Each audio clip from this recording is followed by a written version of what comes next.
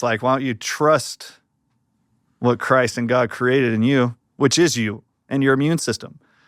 I, Bryan Ardis, Dr. Ardis, have more faith in God's pharmacy called nature than you do. And if you believe that this perfect created baby in the womb of you or your loved one, and that baby comes out and you look at that perfect 5 fingers on each hand, 5 toes on each foot, and you're like, look at this miracle God made. You know what the first thing is that man and science and pharmaceutical industry tells you? Inject the baby.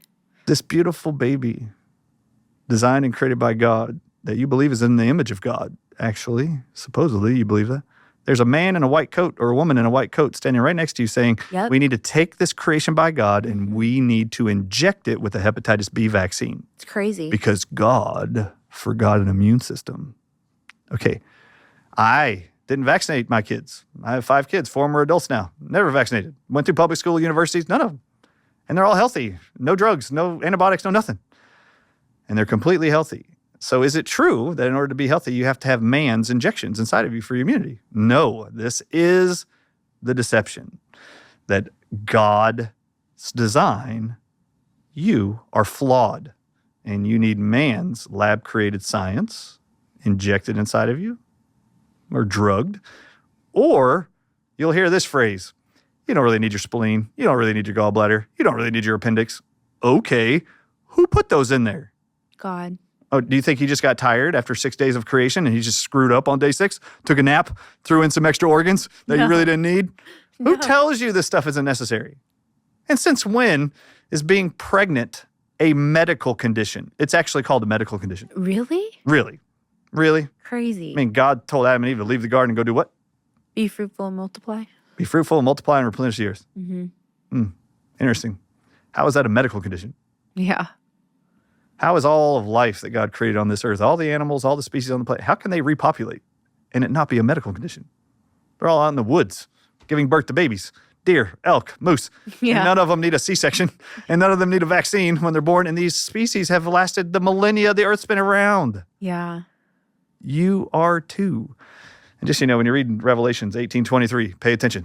In the last days, what is written that will deceive all nations of the earth in the last days? Mm-hmm. You will read it now in the New English translations. You will all be deceived by witchcraft and sorcery. What's the original word they replaced for sorcery and witchcraft? Which is what you read in there now. Is it pharmakia? It's pharmakia. It's pharmakia in the Greek? Oh, no. So just so you know. Sorry, y'all. I'm just geeking out over here. You're living in the last days, man, and you should pay attention. Yeah, totally. In fact, if you want to shock your audiences right now, there's the medical cult. There's religious cults. I mean, there's all kinds of cults. All right. Our buddy, Dr. Richard Bartlett, sent this to me 3 years ago. And he goes, did you see this?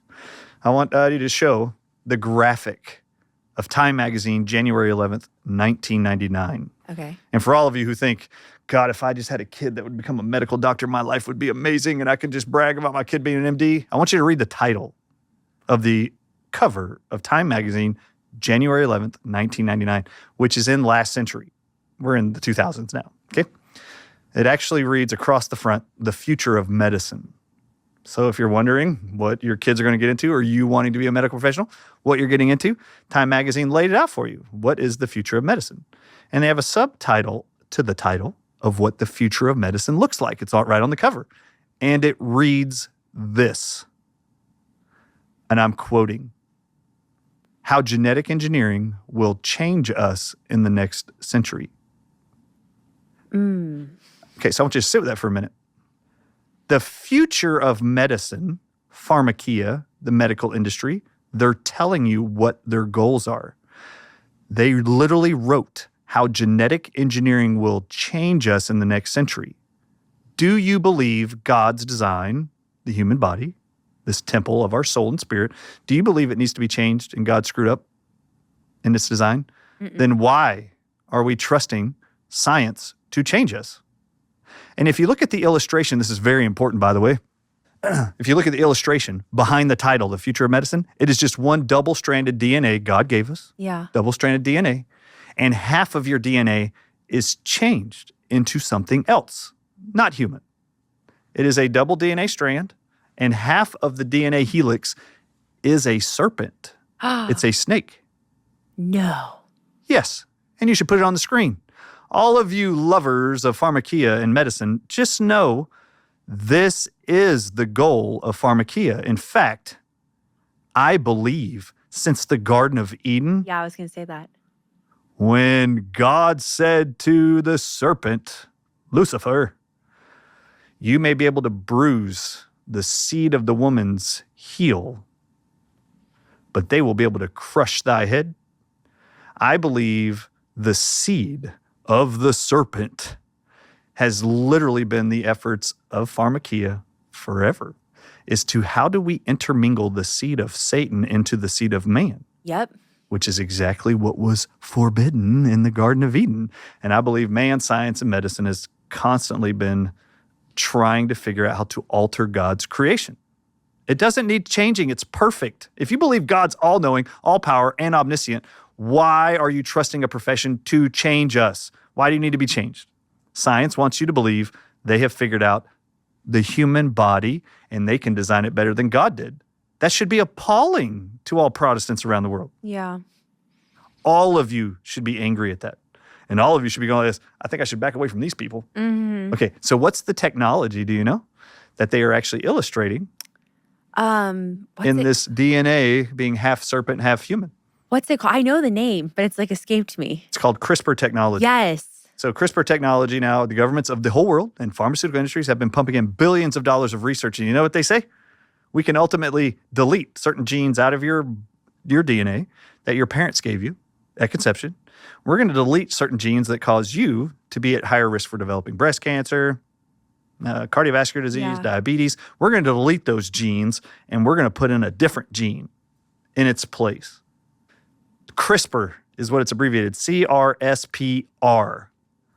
CRSPR is CRISPR.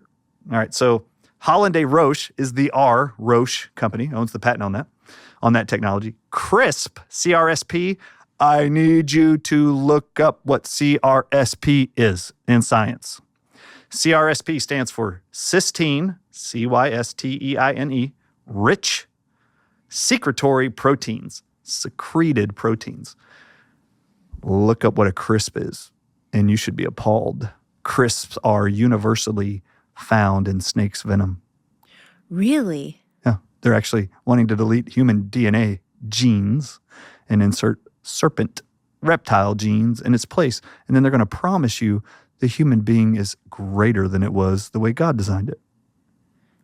That's your future of medicine. Transhumanism. So, when I say